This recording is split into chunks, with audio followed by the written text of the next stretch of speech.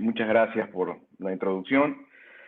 Antes que nada, para mí es un gran honor presentar este tema en una sociedad que a mí me ha visto crecer desde hace mucho tiempo, y quiero hacer extensivo mi agradecimiento a todos los miembros que conforman la Sociedad de Aterosclerosis y Endotelio, y en especial a su presidente, el doctor Posligua, por esta invitación que ha aceptado honrado y gustoso, y espero poder el día de hoy aportar con algo, un granito de arena para el acervo científico que debemos tener todos.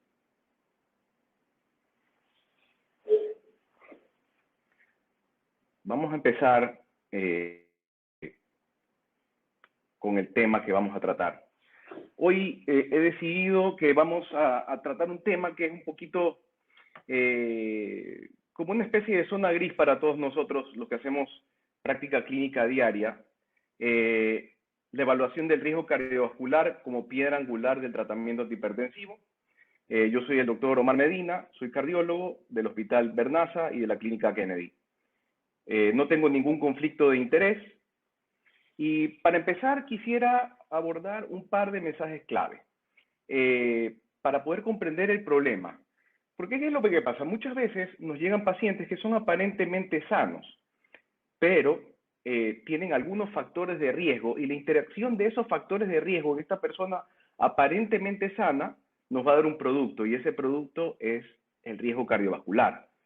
Entonces, ya partiendo de ese punto, nosotros tenemos que estimar que un paciente, dependiendo de la cantidad de factores de riesgo y la magnitud, el peso individual de cada factor de riesgo, tiene que ser abordado con mayor o menor elasticidad en su manejo.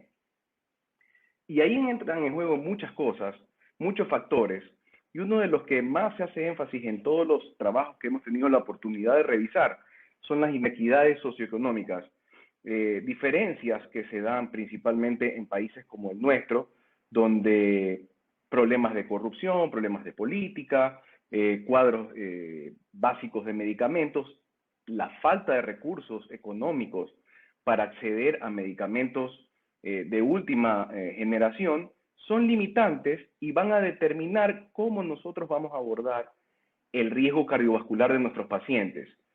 Es importante que el riesgo cardiovascular de nuestros pacientes lo vamos a valorar de acuerdo a cohortes que son acordes a la edad de los pacientes, para tratar de evitar la subestimación en pacientes jóvenes del problema, y también viendo la moneda del otro lado, tratando de evitar a su vez el sobretratamiento farmacológico de las personas mayores. Tenemos que tener en cuenta que los pacientes con alto riesgo cardiovascular o muy alto riesgo cardiovascular son pacientes que van a ser sometidos a tratamiento y corrección inmediata, y en estos pacientes no nos vamos a enfocar ni siquiera el día de hoy porque no es necesario calcular scores, simplemente sabemos que tiene una causa de factor de riesgo alto o muy alto, y nosotros en ese momento empezamos a tratar. Otro tema interesante, las mujeres versus los varones. Se sabe que las mujeres tienen una protección de índole hormonal para eventos cardiovasculares duros a lo largo de su vida, pero ya no solamente se trata de que la mujer esté segura, sino que, cuidado, vaya a ser que solamente se aplaza unos 10, 15 años la presentación de un evento cardiovascular duro. Entonces, esta tabla la he traído el día de hoy porque quiero que se fijen bien. Nosotros tenemos en esta tabla mujeres y varones, todos de la misma edad, todos con un nivel de colesterol bastante similar, con diferencias notables en la presión arterial y con la presencia o no del hábito del tabaquismo. Entonces, fíjense en esta señora, que es la primera. Esta señora tiene 60 años, tiene un colesterol de 7, moderadamente elevado, 7 milimoles por litro, una presión arterial bastante controlada, y no fuma. Si yo a esta señora le ejecuto su calculadora de riesgo cardiovascular a 10 años, para un evento cardiovascular fatal, nos va a salir que su riesgo es del 2%. Y luego, si nos vamos a ver a este señor de la misma edad, que tiene el colesterol inclusive más bajo que esta señora, pero tiene la presión más alta y es fumador, ese riesgo cardiovascular, observen cómo aumenta 10 veces más. Entonces, como les decía al inicio, entran en juego muchos factores en esta ecuación, muchos factores, y no se trata solamente de poner en la balanza, es hipertenso, voy a tratar la presión, tiene colesterol alto, voy a tratar el colesterol, porque estamos hablando de un paciente que tiene 10 veces más riesgo de sufrir un evento cardiovascular duro fatal. Ahora, ¿por qué hago énfasis en lo de fatal? Porque realmente todas las calculadoras de riesgo que nosotros vamos a usar son calculadoras de riesgo que toman en cuenta los eventos fatales, infarto de miocardio, infarto cerebral, enfermedad arterial o cualquier causa cardíaca que cause la muerte de nuestros pacientes. Porque si metemos en esa misma licuadora, metemos los eventos fatales y los no fatales, vamos a tener una sobreestimación de los factores, nos va a salir números imposibles de abordar y no se podrían hacer bien los estudios y los trabajos para ajustar los riesgos y tratarlos debidamente. Entonces, si yo tengo, en esta diapositiva tenemos hombres y mujeres, si yo tengo más de 2 factores de riesgo, como es la línea naranja, yo tengo un riesgo incrementadísimo de sufrir un evento duro cardiovascular. En los hombres, los riesgos disminuyen considerablemente al tener todos los factores de riesgo controlados. Pero fíjense bien la diferencia entre el riesgo que tiene un hombre al tener todos sus factores de riesgo controlados versus las mujeres. Es una curva totalmente diferente y realmente las mujeres tienen una presentación, como ustedes pueden ver aquí, muchísimo más tardía de los eventos. Era a lo que me refería cuando estaba hablando sobre qué tal si con las mujeres debemos empezar un poquito desde antes a valorar el riesgo, a calcular su riesgo cardiovascular, para poder ajustar y llegar a esta curva verde que es la meta. Ahora, ¿qué es lo que nos recomiendan las guías? Para todos los pacientes con hipertensión, nosotros tenemos que obligatoriamente hacer tamizaje y manejo de todos los factores de riesgo cardiovascular modificables. Todos. Es una recomendación muy pesada con grado 1B.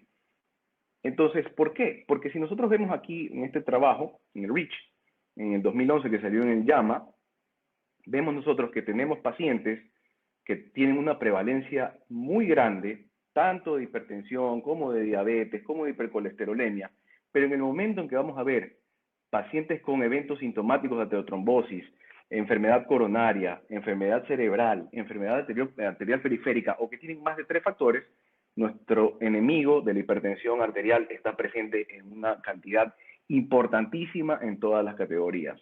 Entonces, ya vamos perfilando por qué nosotros tenemos que primero estratificar riesgo. ¿Por qué? Porque eso nos va a permitir luego manejar adecuadamente la presión arterial, ser agresivos cuando hay que ser estrictos cuando hay que ser, y hasta dónde tenemos que llevar a nuestros pacientes. Porque si nosotros dejamos a nuestro paciente descubierto a medida que pasan los años, y a medida que aumenta la presión arterial, su mortalidad se va a multiplicar.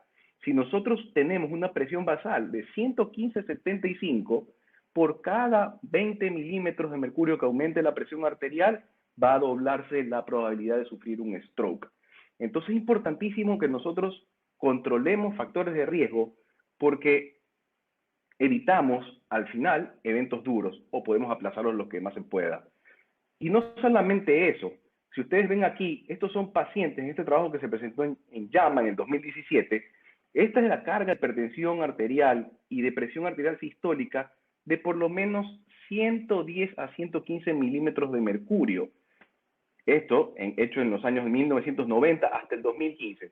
Fíjense ustedes cómo la gran mayoría de la distribución de las presiones arteriales están desde los 110 milímetros de mercurio hasta los 160 o 170, siendo la hipertensión arterial lo más frecuente encontrado en pacientes que tienen enfermedad isquémica crónica del corazón, enfermedad hemorrágica. Son los dos más importantes.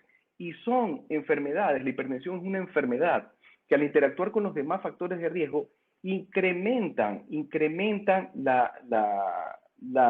disminuyen la expectativa de vida en pacientes principalmente en nuestros países que tienen alto riesgo socioeconómico, que tienen baja calidad de vida porque tienen bajos ingresos.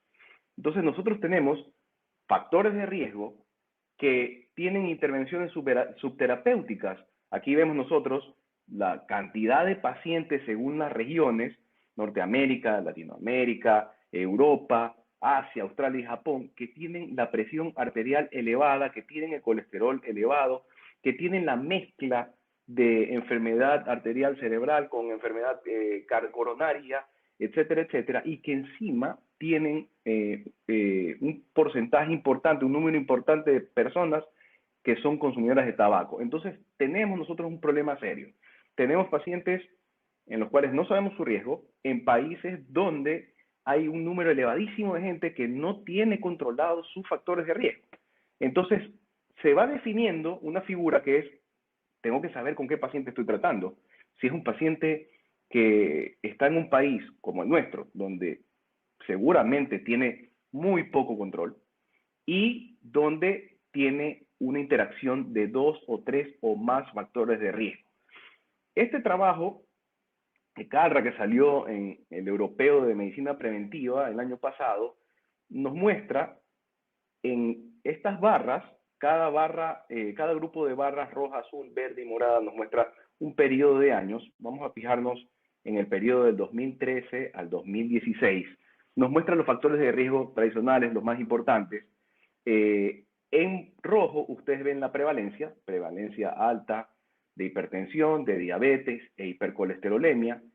Y es importante ver cómo el número de personas, porque en este estudio involucró a adultos jóvenes de 18 a 44 años. Realmente los factores de riesgo, las calculadoras, se implementan a partir de los 40. Entonces estamos viendo gente joven donde tienen mucho diabetes, mucha presión alta, mucho colesterol alto, y a medida que vamos viendo si es que tienen conocimiento, si es que hay una cierta preocupación por su enfermedad, la curva cae, la barra cae, igual que en el tratamiento, hasta caer más de la mitad hacia el control. ¿Qué es lo que nos quiere decir esto? Que los pacientes, a medida que han avanzado los años, aumentan en prevalencia de los factores de riesgo, salvo la dislipidemia, porque la tendencia actual es hacia el manejo más agresivo de la hipercolesterolemia, y el doctor Pasquel nos tratará ese tema. Pero en cuanto a diabetes, en cuanto a hipertensión, la prevalencia la tendencia ha sido hacia aumentar. Pero eso va de la mano con que el paciente no conoce ni siquiera qué es la diabetes, qué es lo que le puede causar, cuáles son las complicaciones, igual que la hipertensión, y lo más importante, no se logra el control. No se logra un control adecuado. Entonces, por eso considero que es importantísimo que nosotros encasillemos a nuestro paciente para controlarlo. ¿Cómo lo hacemos? Lo hacemos con las calculadoras. Nosotros podemos entrar en Google y ponemos nuestra calculadora del ACCBD, el Risk Estimator, y lo único que tenemos que hacer es llenar nuestros campos. Nos pide el género, la edad, la raza, que generalmente vamos a poner otro, nos piden los valores de colesterol total, HDL, la presión sistólica, si es que está el paciente en tratamiento con antihipertensivos, si tiene diabetes o si ha sido fumador. Entonces eso nos va a dar a nosotros un porcentaje. Realmente el porcentaje que nos interesa para poder hacer manejo es el porcentaje de eventos fatales a 10 años. Si nosotros agarramos el porcentaje a largo plazo para el resto de la vida con eventos fatales y no fatales, no podemos tomar decisiones para el corto plazo, que es lo que queremos hacer, porque ¿qué es lo que nos interesa ahorita? Que nuestro paciente se controle la presión, que nuestro paciente controle la diabetes, que baje de peso, que deje de fumar. Pero los fármacos son de acción inmediata, afortunadamente. Entonces, lo que hacemos es enfocarnos en el riesgo a 10 años. En Europa se utiliza mucho el chart del SCORE, que es básicamente lo mismo, solo que aquí nos da unos puntajes y luego nosotros sacamos qué equivalencia o qué proporción es la que tiene nuestro paciente para hacer riesgo cardiovascular.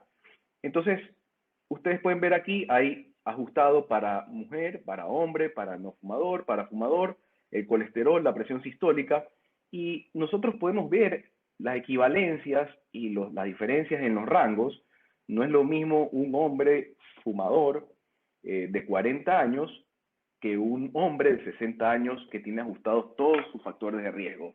Eso es muy importante y por eso es que hay que hacer todas estas ponderaciones.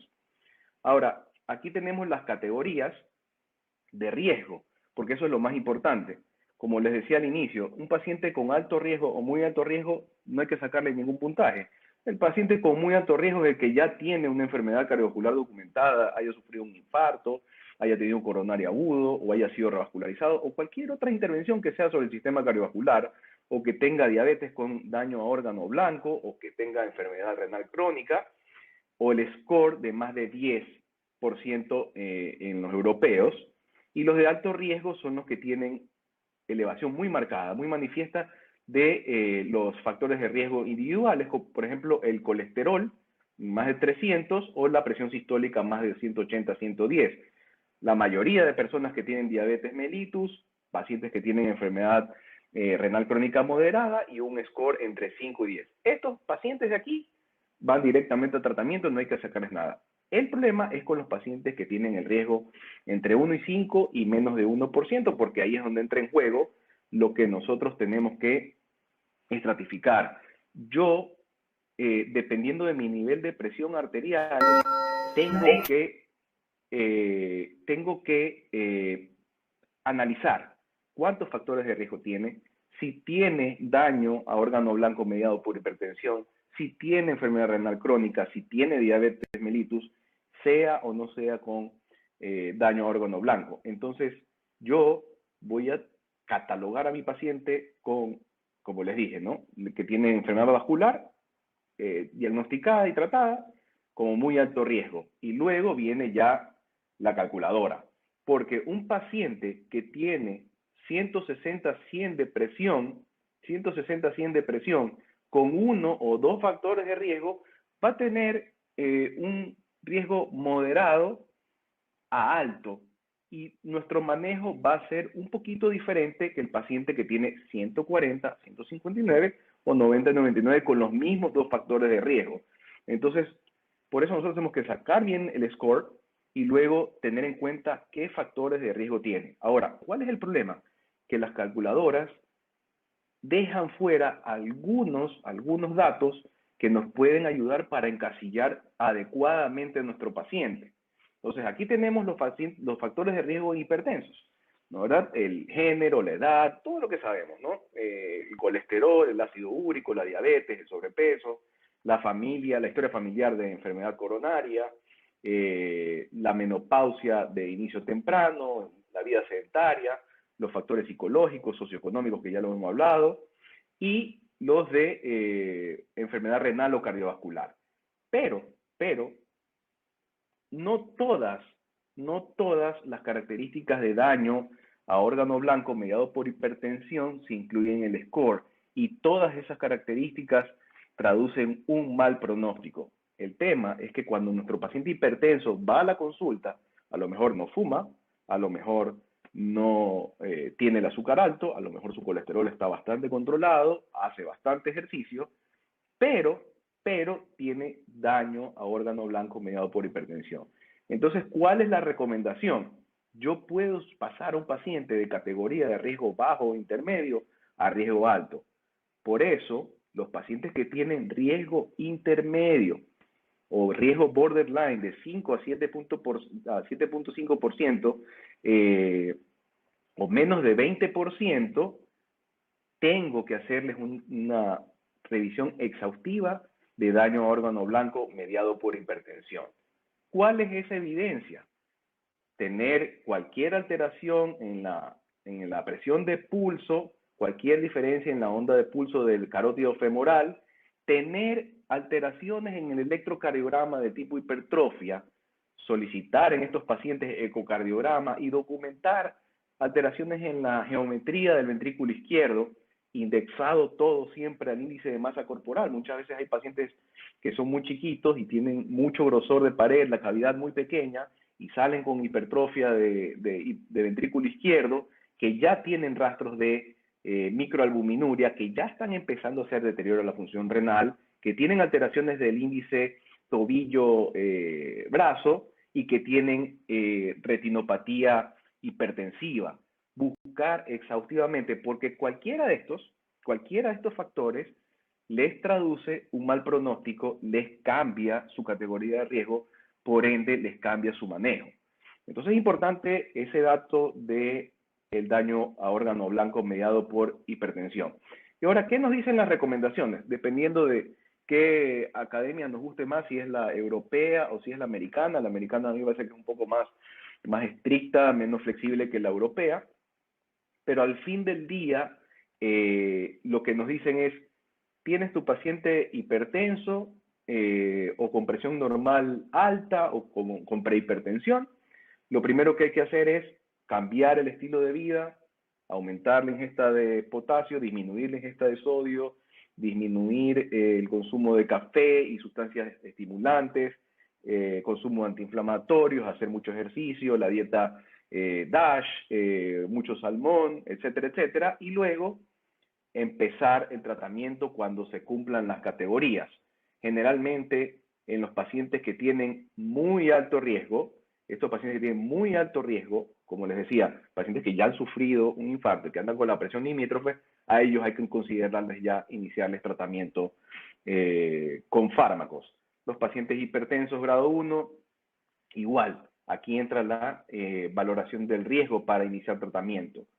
Y los pacientes con grado 2 y grado 3 pues van con cambios en el estilo de vida y tratamiento con fármacos inmediatamente. Entonces tenemos nuestro paciente con presión normal, alta, tenemos que ver el riesgo, como lo dice aquí nuestra flecha, igual con los pacientes con hipertensión grado 1, aquí entra la valoración del riesgo cardiovascular. Es importantísimo porque uno pensaría que estos pacientes, al tener una presión que no está tan elevada, no representan un riesgo, pero hay muchísimos trabajos que nos dicen que el riesgo empieza a partir de 115-75 milímetros de mercurio. Entonces, ya nuestro paciente que anda por 130, ya es un paciente que tiene muchísimas probabilidades de sufrir complicaciones a largo plazo. Los americanos nos dicen que todos los pacientes con hipertensión grado 1 que tienen riesgo moderado a bajo, que no tienen evidencia de daño a órgano blanco, se debe recomendar tratamiento con modificaciones en el estilo de vida y si esto no funciona, pensar ya en iniciar un fármaco.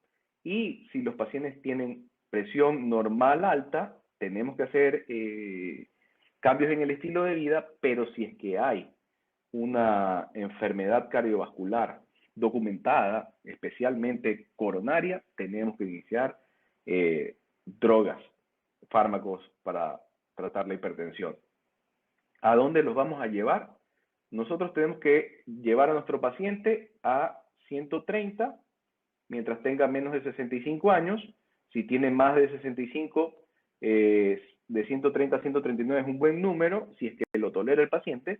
Y si tiene más de 80 años, manejarnos igual entre 130 y 139. Si el paciente tiene diabetes, debemos ajustar nuestro tratamiento para llevarlo a 130, no bajar nunca menos de 120. Menos de 120 no debe ser una meta para el diabético. Cuando tienen 65 años o más, 130, 139 es nuestra meta. Si a esto le agregamos enfermedad renal crónica, 140 debe ser el target y 130 cuando tengan más de 65 años. Igual con enfermedad coronaria o si han sufrido stroke o una isquemia transitoria, los pacientes tienen que ser llevados hasta 130. Eso es lo que nos dicen los americanos. Entonces aquí tenemos el algoritmo de las guías de hipertensión que salieron en 2018. A los pacientes con hipertensión estadio 1, 130, 139, 80, 89, tenemos que hacer una valoración necesariamente de la enfermedad cardiovascular asintomática para poder tomar decisiones. Si el riesgo es elevado, nos vamos por el tratamiento no farmacológico y también con fármacos y hacemos una reevaluación en un mes. Si el paciente no tiene el riesgo cardiovascular elevado, nos vamos por terapia no farmacológica y hacemos nuestra reevaluación en 3 a 6 meses. Entonces, para finalizar, tenemos que tener en cuenta y saber que la hipertensión interactúa de manera nefasta con todos los factores de riesgo cardiovascular. Donde esté la hipertensión metida, hay aumento de mortalidad en todos los factores de riesgo. El cálculo del factor del riesgo cardiovascular es importantísimo a la hora del tratamiento, porque nos permite identificar pacientes y tratarlos de una manera mucho más agresiva si se necesitara. Siempre tenemos que tomar, especialmente en cuenta los cardiólogos, tenemos que tomar en cuenta la evidencia de daño a órgano blanco por hipertensión para evaluar riesgo. El electro, que es mandatorio en todos los pacientes hipertensos, el ecocardiograma, que es cuando ya encontramos datos de crecimiento de aurícula izquierda, sobrecarga de ventrículo izquierdo, fondo de ojo, microalbuminuria, etcétera. Siempre que el paciente tiene riesgo muy alto, el abordaje y el tratamiento debe ser intenso. En lo posible debe ser multidisciplinario el abordaje de todos nuestros pacientes para el manejo de la diabetes, para el manejo del peso, para el manejo de la dieta, el manejo de la presión arterial, siempre evitando que el paciente tratando que el paciente deje de fumar. Y en los jóvenes, porque ya ven que estas tablas todas son para pacientes de 40 a 65 en los europeos, a 75 años en los americanos. Pero se queda un espectro de personas que están entre los, diría yo, 25 y 40 años, que empiezan a tener factores de riesgo y en estos jóvenes ese riesgo se debe determinar cada 4 o 6 años, porque esto es un tema dinámico que va avanzando y pues tenemos que tratar de detectar tempranamente todos los pacientes que sean de riesgo elevado para poder manejar su hipertensión de manera adecuada. Esto ha sido todo el tema que tengo para ofrecerles el día de hoy y les agradezco muchísimo por su atención y muchísimas gracias a la sociedad y al doctor Posligua por la invitación.